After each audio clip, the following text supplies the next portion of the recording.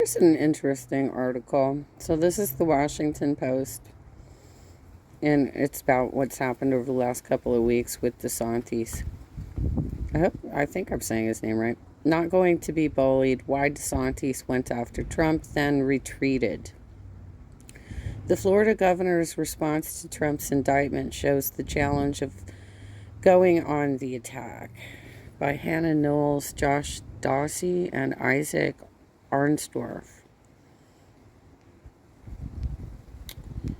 Okay. As Donald Trump faced the looming threat of an indictment in New York last month, scores of Republicans offered a full-throated defense of the former president, which is so confusing to me that they've still hitched their wagons to somebody who is clearly the Titanic right now. I mean, sure, he's got a hardcore base, but they're not enough to win you an election. So why would you, unless you've got some sort of deal where you want to give it back to Biden? I mean, that's cool. I just don't understand the strategy here. But not Ron DeSantis, who resented that Trump expected fealty while attacking him relentlessly and wanted to show he wouldn't be cowed into falling in line. According to two people familiar with the Florida governor's thinking, who spoke on the condition of anonymity to talk candidly. Asked about the case at a news conference on March 20, 2 days after a Trump advisor criticized his radio silence, in air quotes, DeSantis accused the prosecutor of pursuing a political agenda, which, by the way, I think that probably a consultant came up with that line because so many of the Republicans are repeating it that it sounds like they've got a memo of talking points, and that's one of the lines that they need to say. They have to say pursuing a political agenda. They have to say Soros-backed prosecutor, right? These are the talking points that some level of consultant that's working with Trump came up with and distributed probably to the entire Republican Party, or at least the key ones who are going to be on the news, right? Pursuing a political agenda against Trump, echoing many others in the party. Echoing. It's literally the same line. It's not an echo. It's literally the same fucking line that they're all using. But he also noted the allegations of porn star hush money at the center of the case, seeking to put a spotlight on Trump's personal conduct and show he was not going to be bullied by the ex-president, one of the people said. You know, I don't even think he's announced yet. Everybody's expecting that he will announce a run for presidency, but he hasn't even announced yet, and he's already, acting so weak. I think it would be, even with all the crap Trump is going through right now, I think it would be difficult for a lot of these folks to, especially DeSantis, because he just got played so hard. It's going to be difficult for them to actually run for the nomination at this point. I think probably the person who has the best shot on the Republican side of the House at this point is Pence, because Pence did not appeal the subpoena, the grand jury subpoena, to testify for Jack Smith. And I think that's probably your best shot, Republicans, at this point, which would still be horrible because he's obviously, your entire platform is so bad for America. But I'm glad that you're all imploding. This is good. The backlash from Trump and his allies was swift. And when an indictment came in late March, DeSantis took a route suggested early on by Dustin Carmack, a former congressional aide expected to join his presidential campaign. God, Dustin, what were you thinking? This was such a bad move. According to another person with knowledge of the conversations, who, by the way, you should have had another comma there, who, like others, it should be who, comma, like others, comma, spoke on the condition of anonymity to more openly describe private talks. DeSantis declared Florida would not assist in an extradition request, even as Trump's team had already indicated that the former president would surrender. That's how he got played. So basically, and other live streamers have made this observation as well.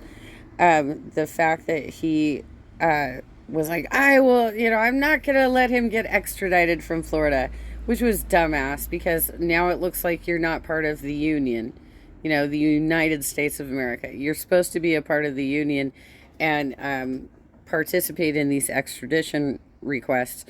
And the fact that Trump's like, nah, it's okay, I'll surrender.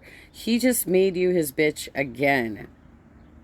He's like, don't worry about it, dude. I got this handled, right? He made you his bitch again.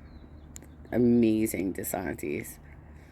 Okay, what else we got? Representatives for DeSantis did not respond to a request for comment. Carmack could not be reached for comment. The episode underscored the stark challenges DeSantis faces in confronting Trump as the governor gears up to enter the presidential race. But he still hasn't announced.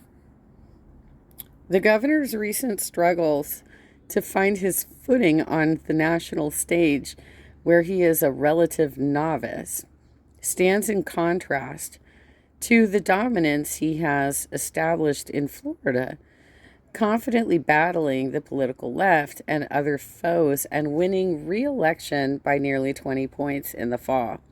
That's a pretty impressive victory, to be real. The problem is that Florida is not representative of the rest of the country. And from my own political knowledge in organizing and the activists and organizers I know from across the country, specifically the Florida folks, that the Democratic Party of Florida is really messed up. And so they're having a hard time winning things because they can't get their shit together. But I worked on a congressional campaign out in Florida back in 2018. And there was already a lot of problems being discussed back then, and they had predated me. They went way back to the 2016 election as well. And so that party is struggling to figure out how to get people elected. And apparently they lost big in this governor's race. We tried to run, who was the guy? I got him on tape. I filmed a speech he did in a Baptist church while I was out there. But I'm spacing on what the dude's name was. But he ran in 2018 for governor. And I think it was actually fairly close that time around. But once you get in as an incumbent, as long as you don't screw everything up, which I would think the people of Florida should be like, hey, he is kind of screwing everything up. But, they do have a lot of, it's mixed. It's a purple state, but they do have a fairly elderly population where some of these subjects are not going to apply to them, so they're not as important to them. Everybody's so selfish, Okay. His response to Trump's indictment reflects the trial and error in his approach, as well as his reluctance to declare open warfare against the top polling Republican candidate. Rather than open a new phase of combativeness with Trump, DeSantis is lying low again, at least for the moment. The person who said DeSantis wasn't going to be bullied expects the governor to push back on Trump more sharply if he runs for president. But this person also expects he will take the high road and engage with Trump on policy rather than trade insults and employ name calling. Well, you better figure something out because he's certainly going to do that to you. So you better figure out what your counter strategy is to the way he's going to bully you in the debates. Because that's how he does. He's already created names for you. Ron DeSantis, Tiny D, Meatball Ron, right? Ron DeSantis, which I guess is supposed to be like short for DeSanctimonious because his base is too ignorant to know what sanctimonious means. Um, you better figure something out because he appeals to some of the most ignorant voters in the country, and they respond to bullying and name calling on the stage. So you better look like dad up there scolding him and telling him, um, you better look like dad up there scolding him and saying something to the effect of, I'm sorry, but we're not going to engage in name calling. What you're doing is completely immature. And I don't think America needs that. And I don't think it worked for us. And I think that's why you did not win re-election. Like, he would have to focus on the fact that he did win by 20 points and Donald lost by 7 million votes, I think it is.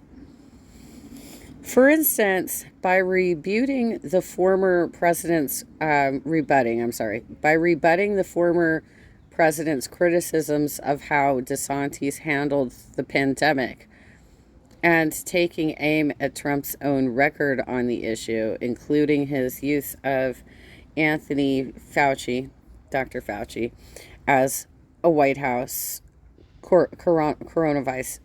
I don't know why I'm stumbling on that. Coronavirus advisor. Probably because there's so many I's and R's and S's in that. So, yeah, there's like mixed opinions about Dr. Fauci. For the right, they felt like he was being too strong about lockdowns and how dangerous the virus is, which is untrue and unfair and was really dangerous for our country. We lost over 1 million people to the virus. For the left, we felt like he reopened. He didn't stick with the flatten the curve thing long enough, that he didn't do enough to actually keep us safe.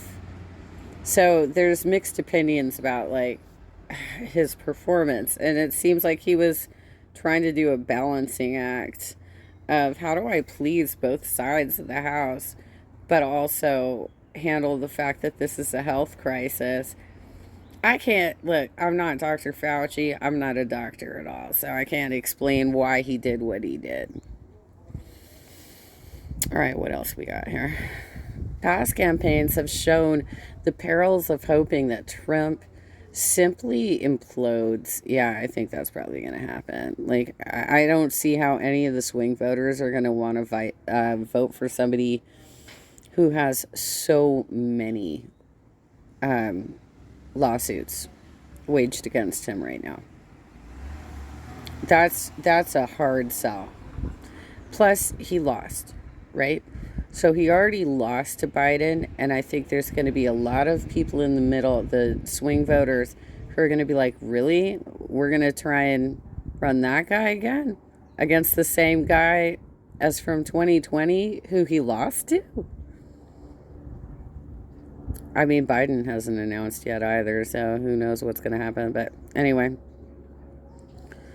some Republicans said, but assailing Trump head on also carries big risks, especially for a 2024 hopeful such as DeSantis, who has supporters who overlap with Trump's. Yeah, but you don't have to, like, he doesn't have to necessarily talk about Trump at all. He could just talk about the platform issues that appeal to that base and siphon some of the voters off that way. You know, if he's talking about keeping jobs in America, I'm just being real. Like, if I was like a Republican strategist, keeping jobs in America, making sure that there's still religious freedom. Um, but you know what? You can't go into like the crazy stuff like forcing kids to pray in school, or the attack against LGBTQIA, because you know what, there are LGBTQIA who are actually Republican, and so the fact that they keep attacking that, they, I guess they feel like it's so small of a percentage of their base that it doesn't matter if they insult them. That's probably what's happening there. But they should really be focusing on inflation, gas prices, jobs. Although the jobless rate right now is only like 3.4%, so Biden's got to win on that. However, they could talk about what kind of jobs are those. You know, are those good paying jobs, or is it like, fast food? Is it is it like six figure jobs, or is it some bullshit? They could talk about like how they can improve the middle class. Like, this is what we've lost over the last couple of decades, is politicians who talk about trying to improve the lives of the middle class, because that's your largest voter base. And they are so focused on just doing corporate giveaways to billionaires that, like, nobody trusts anybody anymore at all, because we all feel like we're getting poorer and it's more difficult to live, right? This is when you'd expect candidates to try different things out, said Alex Conant, who worked on Senator Mark Rubio's 2016 presidential campaign. He added that DeSantis recently tried something out on the issue of Ukraine as well. Oh, yeah, that didn't work out well for him, I think. That did not work out well for him, I don't think. Calling Russia's invasion a territorial dispute, unimportant to U.S. interests. After drawing vocal GOP criticism, DeSantis took a harder line against Russia and said his words had been mischaracterized. Yeah, that's the thing. You GOP folk, you really need to stop acting like Putin's your best friend, and that you can stop doing that. Holy shit. All right. GOP voters really dislike it when other Republicans attack Trump, Conant said, suggesting that only President Biden, a Democrat, had found a good way to counter him. Oh, that's interesting. Well, how do they feel like that? Well, I mean, he won, so, right? Trump has, okay, so they're not going to get into that. Trump has continued to hammer DeSantis in recent weeks, using disparaging nicknames to describe his rival, pointing to the polls showing the governor lagging behind him. He hasn't even announced that he's running yet, so like, these polls are not going to be realistic, because like he's not even like an announced candidate yet. And suggesting that DeSantis would be working in a law office, a cigar store, or a pizza parlor if Trump had not endorsed him and helped boost his candidacy for governor in 2018. I don't know about that. You know what happened? I can't remember the name of the candidate that was running for governor, but they were doing coordinated campaigning, which is a good strategy. I know this for a fact because I was there. I was there. I was working on a congressional campaign, and even Biden came out to one of the rallies, but like I had to leave before he got there because my flight was going to take off. I can't remember the name of the dude we were running, but I think the problem was that the progressives, who I think actually, if you really take a hard look at this, a lot of progressives are actually swing voters. They're not as left-leaning as you think they are, right? And they also are, in many cases, single-issue voters. And despite the fact that DeSantis probably had the same position as the other candidate in regards to Israel, uh, the progressives tried to tank that dude's campaign because he wasn't taking enough of a hard line to be anti-apartheid in Israel. That's what I remember went down. And then it was a very close race. There was a lot of ballot curing going on. I remember all this bullshit. You kidding me?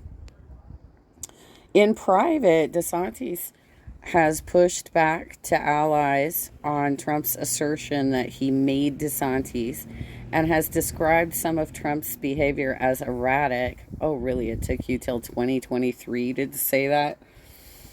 According to a person who has spoken to him directly, the governor has been taken aback at how soon Trump attacked him. Well, obviously, like he's a very sensitive man, right? Trump has some.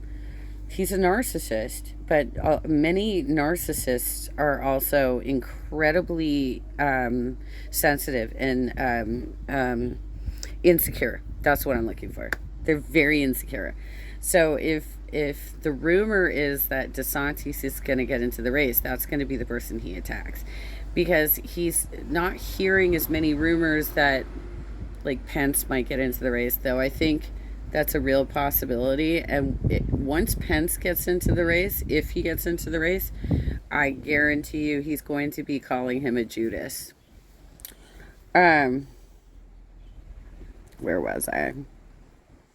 Some people with knowledge of the situation said, while he and his team expected that such criticism would eventually come, it arrived earlier than they thought. Aide and allies of the governor have also made their own frustration with Trump clear. Mention Trump and people's eyes roll back in their heads, said a DeSantis donor. Well, it doesn't really matter if like you're doing this in private, because if you're not putting out the public appearance that he's not a viable candidate because of all of his legal problems and the fact that he already lost to Biden, then you get what, you guys are setting this up. So cool. Let's go. Thank you for re-electing Biden. I appreciate it. For now, DeSantis is back to publicly ignoring Trump's attacks. His longtime strategy before his hush money comments at the news conference last month and his sharpened contrasts with Trump in an interview around the same time with conservative commentator. Oh, yeah, that didn't go well either. He had an interview with Piers Morgan that really did not go well within like a couple of days or something of that press release.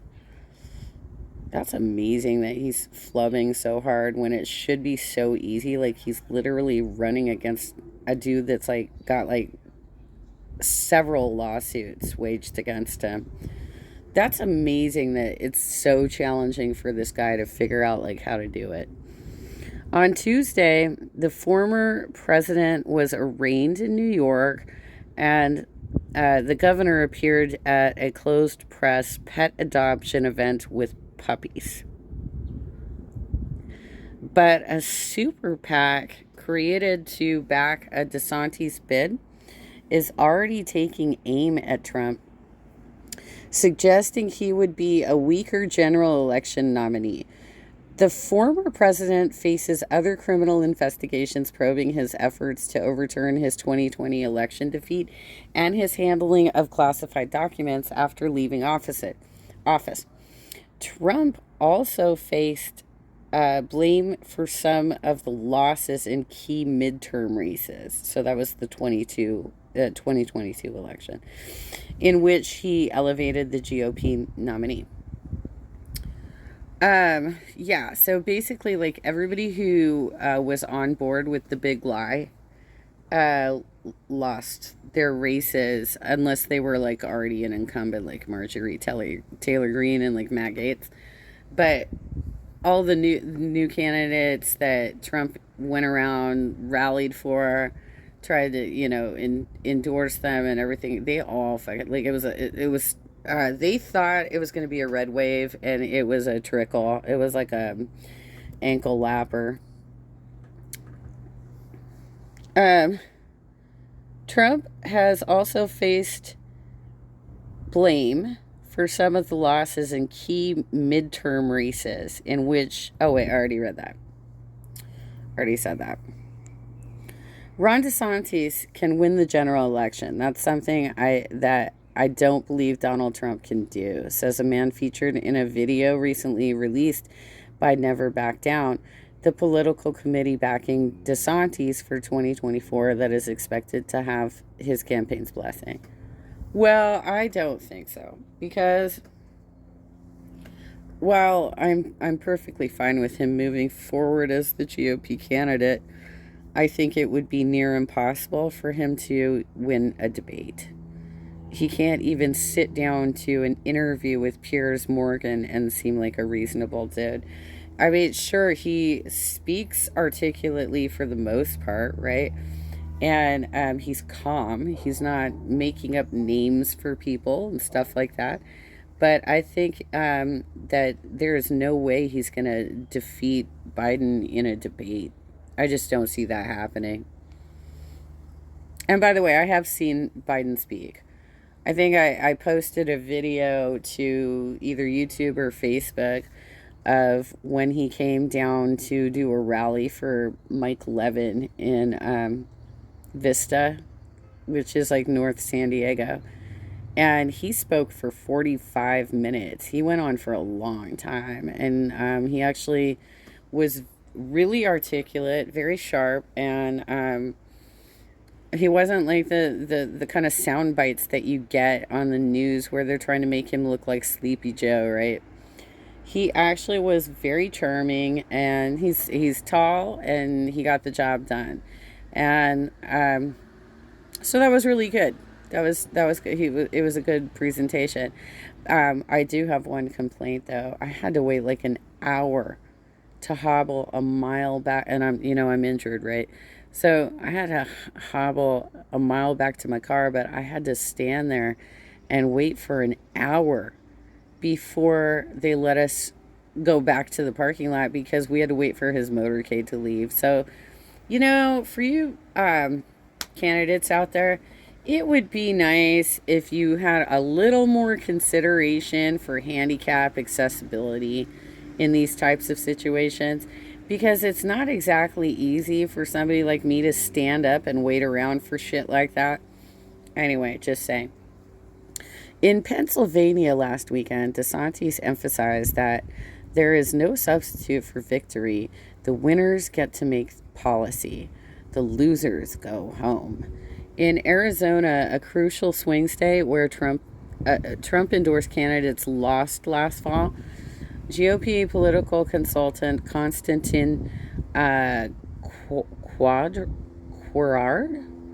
I hope I'm saying that right, has been traveling the state gathering signatures for a letter urging DeSantis to seek the presidency. Oh, that's interesting, because they lost so many races in Arizona, so obviously they would rather have a different candidate on the ticket. That makes sense.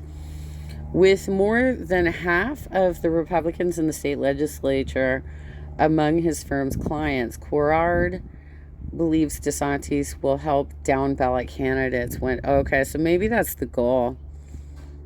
Maybe they realize that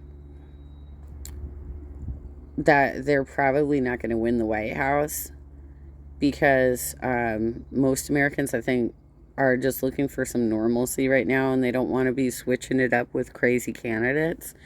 But he could be helpful to them in getting the vote out for that down ballot, for the state house and the Senate and congressional races and stuff like that, right? That is entirely possible. Arizona is another purple state because they're not, I wouldn't say that they're entirely red at this point, but like a lot of Californians have moved out there because the land's a lot cheaper. You can get bigger houses. Interesting. We want the conservative who can win at the top of the ticket, Quirard said. Stephen Chung, a spokesman for the Trump campaign, said in a statement that the former president is dominating in poll after poll, but both nationally and statewide, crushing the primary and general fields. Well, it all depends on like how you're conducting those polls, though, because it seems like a lot of these polls are not always spot on, right? And I think it would, like, if you're only polling Republicans, and, some of these states have open primaries. Like, for instance, in California, if you're a no party preference voter, you can ask for a crossover ballot. I don't know if the GOP offers it, but the Democratic Party does. You can ask for a crossover ballot.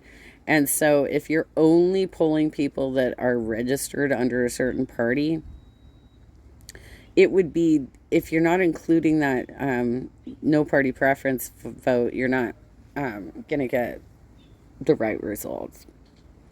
Chung added, "We get stronger every day while others are limping around searching for relevance and attention."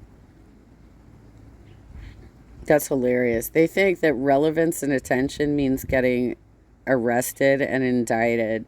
So that way you have like 24-hour news coverage and your face is all over the news and you look like a bitter old man who just got, caught and probably facing some jail time. Although he probably won't. I don't know what's going to happen with that. He'll probably just get like, it would be great if like he even just got like community service and had to pick up trash on the side of the road. It'd be cool.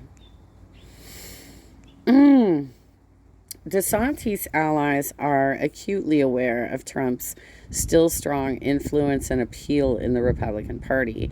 A senior member of Never Back Down has said the group will be heavily involved in building crowds for DeSantis, in part because of Trump's fixation on crowd size and the expectation that a front-runner candidate draws big audiences, according to a person familiar with the comments. Okay. God, this is a long article, isn't it? If you're DeSantis, you have to desperately avoid the small room with Jeb Bush, asking attendees to please clap, the person said, referencing a viral moment from Bush's unsuccessful presidential campaign in 2016. They really do like to take hits at each other, which is kind of hilarious. That they are constantly like, okay, we're all part of the same family. You all got to line up behind us. But at the same time, we're going to make fun of all of you. It's the weirdest way to interact with your colleagues. Like, it's a very bizarre way to do this. A spokeswoman for Never Back Down did not respond to requests for comment. Speaking to reporters on the way home from a Texas rally last month, Trump belittled the size of DeSantis' book tour crowds incorrectly. He claimed DeSantis' biggest crowd in Iowa was 179 people. In fact, it was more than 1,000. Well, it's not like he's a beacon of truth, right? Like, Trump does like to spread misinformation all the time. DeSantis emerged triumphant from the 2020 midterms, winning re-election decisively, while some other Republicans in marquee races who were tied to Trump and his movement fell short. But Trump's lead over DeSantis in national polling for 2024 has grown in recent months. And many Republicans believe GOP outrage over his indictment has boosted his position. The only crime that I have committed is to fearlessly defend our nation from those who seek to destroy it, Trump said in a speech last week after his arraignment. He faces 34 counts of falsifying business records, all related to allegations that he worked to suppress his affair with adult film actress Stormy Daniels. Prosecutors say he hid payments to keep Daniels quiet during the 2016 presidential election. Trump has pleaded not guilty, and he has used the case as a rallying cry in his campaign. but nobody showed up. Like, I mean, you can say it was a rallying cry or whatever, but like nobody should, like, they got like nobody to their rallies to do this, to defend him while he was, and that's why he was like looked so pissed, because he didn't have supporters there. The people that were there were mostly press or people who were pro arraignment, wanted to see him get arraigned, you know. The former president has picked up notable Republican endorsements amid the indictment. Byron Donalds, a former a Florida congressman who has been a DeSantis ally, announced on Thursday that he is backing Trump for 2024. Doesn't it seem really mob boss that they would be making bad decisions like this? Doesn't this seem like really like people are getting called and told what to do? I mean, I know that we've seen kind of similar behavior on the Democratic side when we see a bunch of candidates all drop out at the same time, um, and then somehow get offered like cabinet positions and shit. Right? This seems very mob boss, what's happening here. Okay. There's only one leader at this time in our nation's history who can seize the moment and deliver what we need to get us back on track, provide strength and resolve, and make America great again. Donalds said in a statement which noted that Representatives Matt Gaetz and Anna Paulina Luna, also of Florida, have also pledged their support. Well, good for you guys. Hitched yourself to that. You hitch your wagons to that train. That's amazing that they're doing this. That's amazing. Okay. DeSantis is not expected to formally enter the race until after the Florida legislative session ends in May, and political veterans caution against drawing conclusions from early polling. Many declared and potential candidates are also hoping that strong performances in early nominating states such as Iowa and New Hampshire, where in-person campaigning is key, will set them on the path to victory.